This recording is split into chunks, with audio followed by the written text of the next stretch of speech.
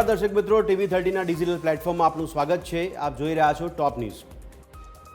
સિક્કિમમાં વરસાદે ભારે તબાહી મચાવી। સિક્કિમમાં ભૂસ્ખલનથી આર્મી કેમ્પનો નાશ થયો છે। 3 સૈનિકો માર્યા ગયા અને 6 લોકો થયા ગુમ। RSSના વરિષ્ઠ નેતા સામે નોંધાઈ FIR। પોલીસે તેમના પર ભડકાઉ ભાષણ આપવાનો લગાવ્યો છે આરોપ। આ મામલો સુહાસ શેટ્ટી સાથે સંકળાયેલો છે। IPL ફાઇનલ પહેલા વિરાટ કોહલી મુશ્કેલીમાં મુકાયો છે। કર્ણાટક પોલીસે પબ વિરુદ્ધ FIR દાખલ કરી। કોપ્ટા એક્ટ હેઠળ 184 કોમિન પબ સામે FIR નોંધાઈ। તો દેશમાં કોરોના ઝડપથી ફેલાઈ રહ્યો છે, ત્યારે હાલમાં દેશમાં સક્રિય કેસ 4000થી નજીક પહોંચ્યા છે। રવિવારે દિલ્હીમાં સૌથી વધુ કોવિડ કેસ જોવા મળ્યા। અન્ના યુનિવર્સિટી બળાત્કાર કેસમાં મોટો નિર્ણય લેવામાં આવ્યો છે। આરોપીને આજીવન કેદની સજા ફટકારવામાં આવી છે, તો બળાત્કાર કેસમાં કોર્ટે દંડ પણ ફટકાર્યો।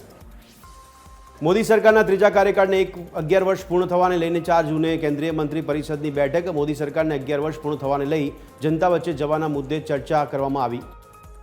કોરોનાના વધતા કેસને પગલે દિલ્હી હાઈકોર્ટે કેન્દ્ર સરકાર પાસે માંગ્યો જવાબ। ટેસ્ટિંગના સેમ્પલ જમા કરાવવાના નિયમ પર માંગ્યો સ્ટેટસ રિપોર્ટ। 18 જુલાઈએ વધુ સુનાવણી હાથ ધરાશે।